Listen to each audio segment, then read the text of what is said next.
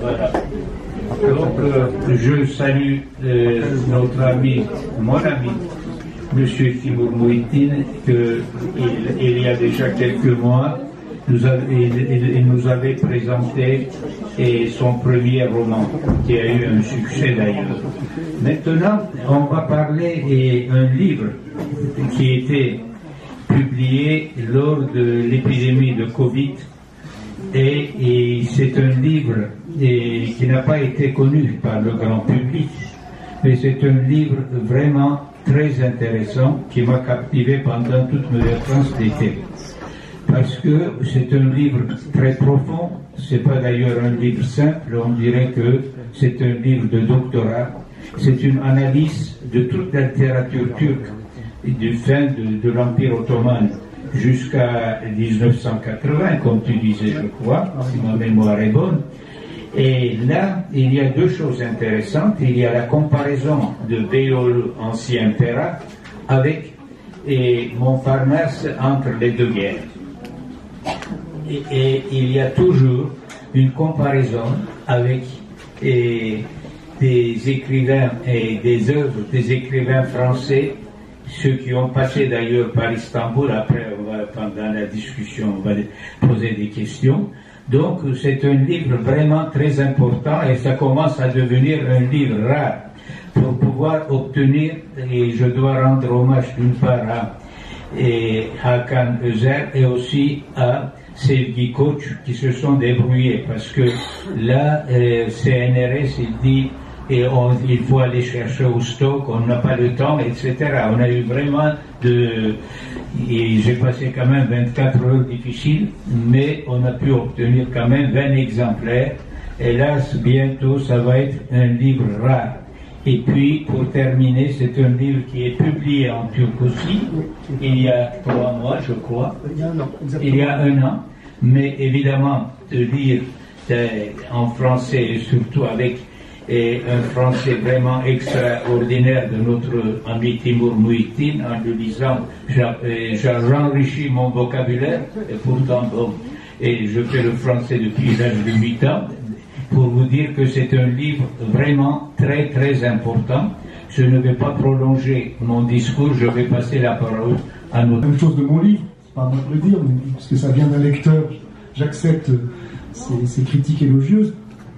Donc effectivement, c'est un livre qui a commencé avec un peu de malchance, puisqu'il est paru en septembre 2019, et puis très vite, les lecteurs sont restés à la maison, se sont promenés avec des masques et n'allaient pas beaucoup chez le libraire.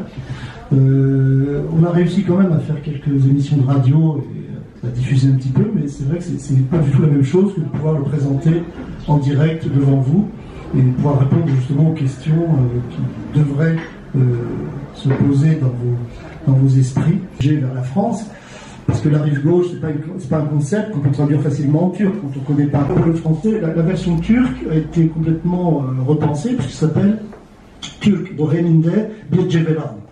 Vous voyez, donc c'est ça une traduction en fait, c'est une recréation. La recherche, soit dit en passant, c'est un livre de doctorat, c'est un livre de doctorat, c'était ma thèse réécrite. Bon, donc c'est pour ça que c'est très fouillé.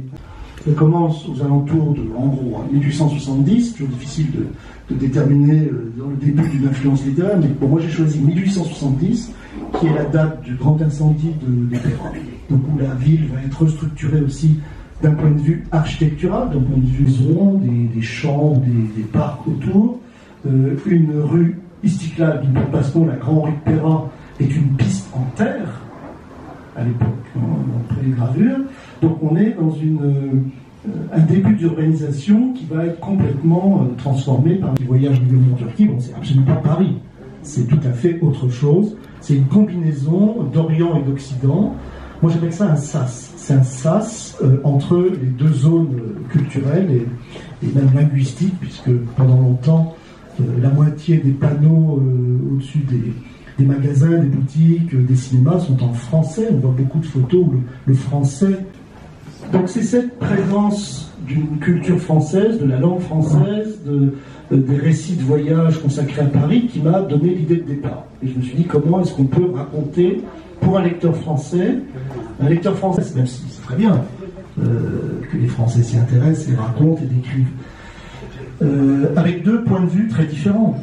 Pour les Turcs, c'est à eux, c'est chez eux, mais bizarrement, c'est plutôt les étrangers, dont les Français, il n'y a pas que, c'est plutôt les étrangers qui arrivent à capter le caractère de modernité de la ville, plus que les Turcs. Ça, c'est très frappant. Quand vous lisez l'énorme production turque entre 70 et on va dire les années 80, c'est quand même plutôt, en tout cas jusqu'aux années 60, ce sont plutôt les étrangers, donc les Français, qui racontent l'aspect topographique, le rythme de la ville, les lumières. Il y a des textes vraiment très intéressants, il y a beaucoup de dessins, beaucoup d'images. Il y aurait eu beaucoup d'images qu'on aurait pu rassembler pour faire un volume à part.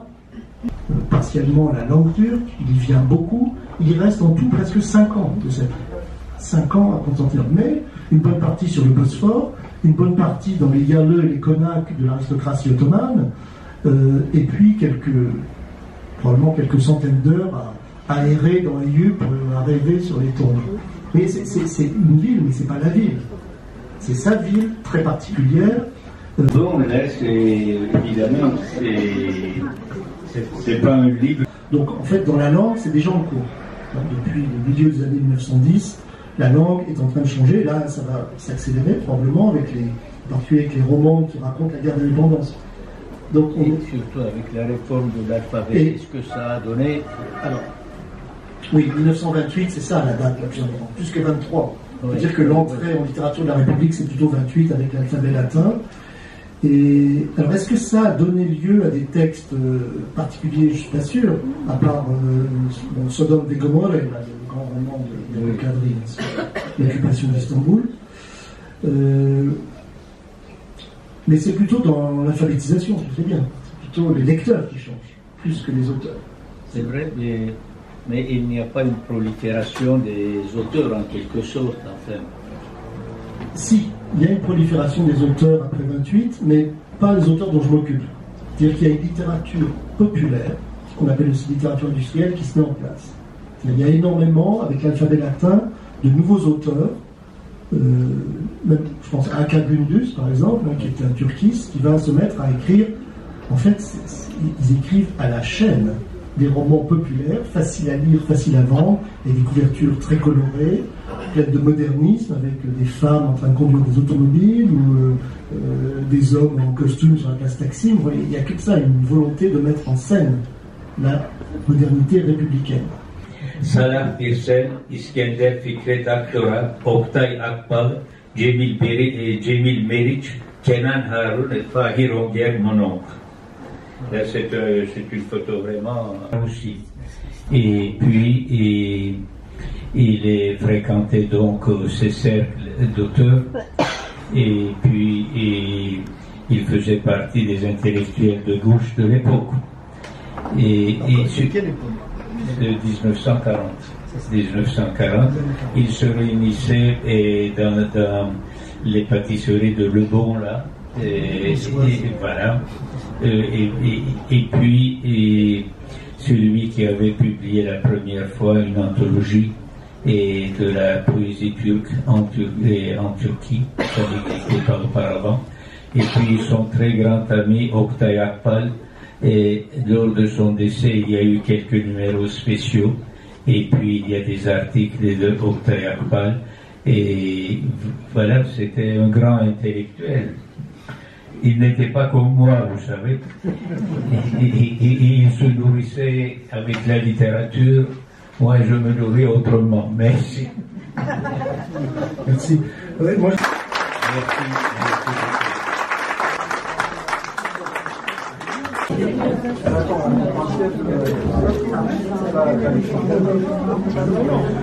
Merci.